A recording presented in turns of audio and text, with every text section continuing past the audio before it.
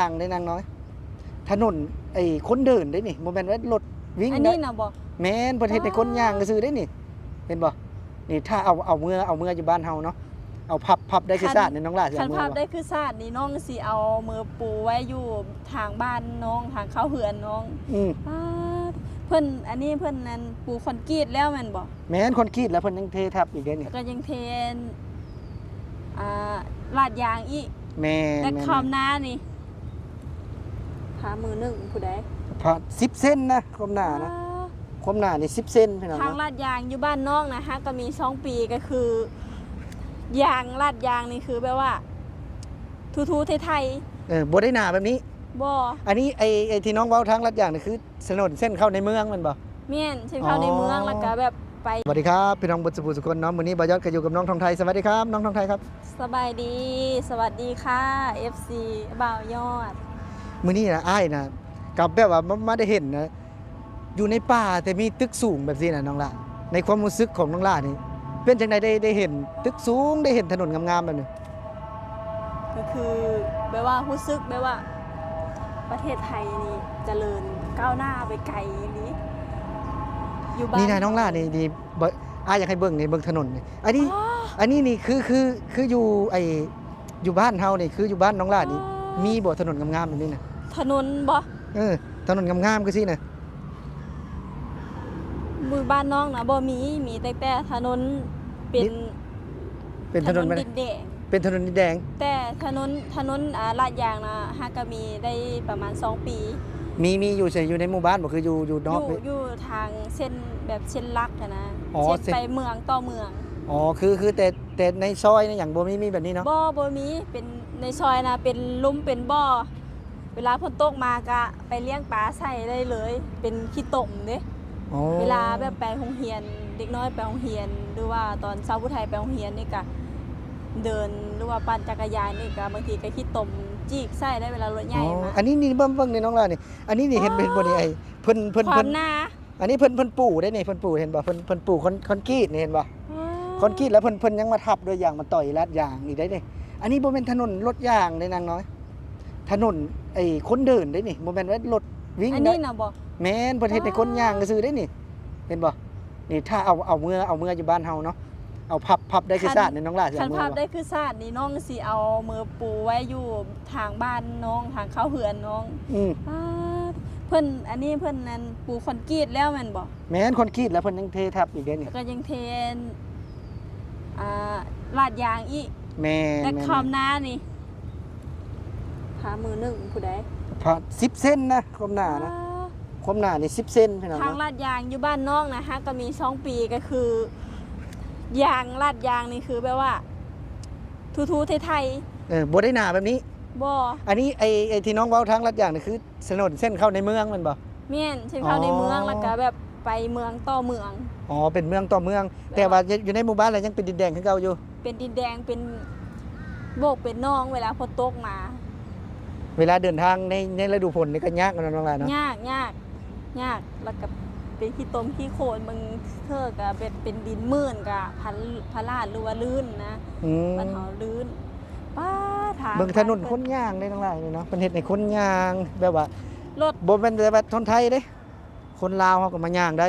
รถนี่เพิ่นบ่ให้เข้ามานอกจากรถเจ้าหน้าที่ โอ้ นอกจากรถเจ้าหน้าที่ เคยเห็น เบิ่งในเห็นบ่นะ ป้า ตรงนั้นรถไฟนะ รถไฟฟ้าทุกคน รถไฟฟ้าดิคือเฮานี่คือบ่ยอดอยู่เนี่ยพี่น้องเห็นบ่ สวย เนาะ งามดิ ก็ป่าที่สร้างขึ้นนะเนาะไม่ใช่แบบว่ามันเกิดขึ้นเองนะคือสร้างขึ้นแล้วก็จะมีตึกสูงบ่เห็นบ่เห็นบ่นางถ้าหากว่ามีเงินนี่สิกล้าขึ้นบ่น้องลาไปนอนอยู่ตึกเทิงสูงๆบ่ บอก สิกล้าขึ้นบ่ แบบ เป็นอะไรจังบ่กล้านะย่าน กลัวความสูงเนี่ย กลัวความสูง ย่าน อยู่ในป่านะพี่น้องเบิ่งได้เนาะมีป่าแล้วก็จะมีตึกสูงเนาะนี่คือประเทศไทยเขาจะเน้นสร้างเน้นพัฒนานะในประเทศไทย บางเทื่อกะเงิดว่ะเอ้าเพิ่นเฮ็ดได้จังได๋เงินสูงกะแท้ว่ะ เพิ่ สิ น บ่ฮักลงบ่นะบางทีแบบว่า โอ้ยเพิ่นอันนั้นน้องบ่เว้าบ่ได้เด้ไปนะเพิ่นมีการตรวจสอบมีการสร้างโดยเครื่องมือที่ทำหน้าล้ำสมัยนะ แม่น เพิ่น กะ ก็แบบว่าเฮายังคิดบ่ทันเพิ่นนั่นแหละก็เลยว่าถามแบบนี้อะนะ แต่ว่าความคิดของเพิ่นนี่แบบก้าวไกลแบบความล้ำหน้าล้ำสมัยของเพิ่นนี่มันสุดยอดอีหลี ความคิดของเฮานี่ นี่เดี๋ยวเขามาเว้าเรื่องถนน ไปได้ เว้าถนนอีกเทื่อนึงนี่เห็นบ่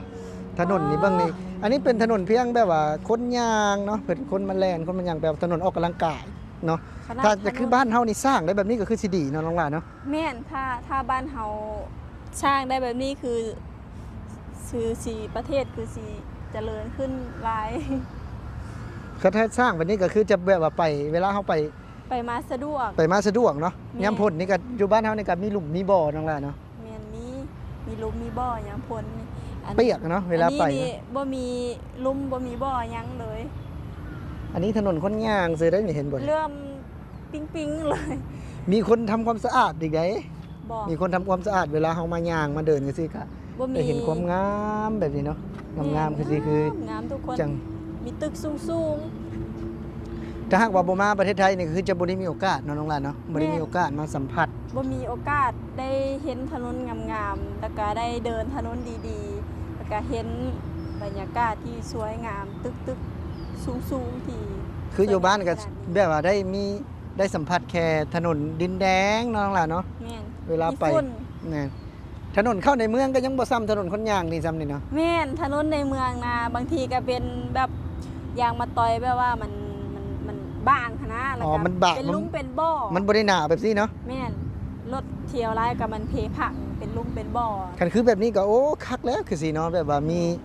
ถนนดีๆเนาะนี่ได้เห็นบ่ถ้าแบบรถก็มีรถจักรยานเห็นบ่รถเจ้าหน้าที่เนาะ คนสิตกเลยนะนี่ โอ้รถเจ้าหน้าที่นะ แม่น แต่ถ้าหากว่าเป็น บ้า ถนนมันบ้านเราแบบนี้เนาะเอาพับได้คือสะอาดนี่ไอ้ว่าเนาะถ้าพับได้คือสะอาดนี่ก็จะแบบ สาว ว่า ลาวสะออนเด้สะออนถนนเมืองไทยเนาะอยากให้บ้านชาวลาวมีแบบนี้คือสิ คัน ดี พบแบบว่าอยากให้พ่อแม่เฮาได้เบิ่งเนาะได้เห็นแบบว่า แม่น ความเจริญแบบนี้นะความเจริญอยู่ในประเทศไทยนี่เนี่ยถนนคนเดินนะเขายังสร้างได้ขนาดนี้เนาะ แม่ เอา น ถ้าเอาแบบนี้เนี่ยไปคือว่าเนาะเอาไปแบบว่าตามซอยในหมู่บ้านเนาะพับเป็นกิจการเนี่ยเหมารถเมื่อเนาะเราไปป้าไว้หน้าบ้านเฮาเนาะ แม่นไปปู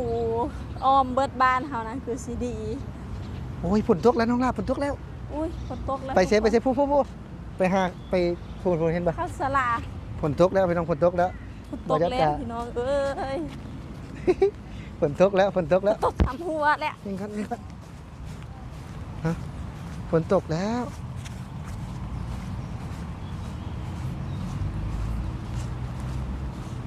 เร็ว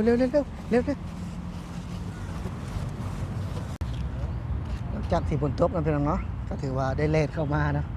พอได้ฝนตกเมื่อกี้นี้ได้เล่นเข้ามาจากข้างนอกคุณพี่น้องเนาะก็สำหรับคลิปนี้ก็ถือว่าผู้ใดที่เข้ามาเบิ่งก็อย่าลืมฝากกดแชร์กดไลค์กดติดตามเพื่อเป็นกำลังใจให้บ่ยอดและงานลาวชาแนลเนี่ยเนาะเพิ่นเนาะสำหรับคลิปนี้บ่ยอดก็สิขอลาพี่น้องไปด้วยกับภาพธรรมชาติเนาะที่คนไทยสร้างขึ้นเนาะเพื่อเป็นแลนด์มาร์คเนาะให้สำหรับคนนักท่องเที่ยวเพื่อมาเที่ยวมาดึงดูดเนาะเพิ่นเนาะ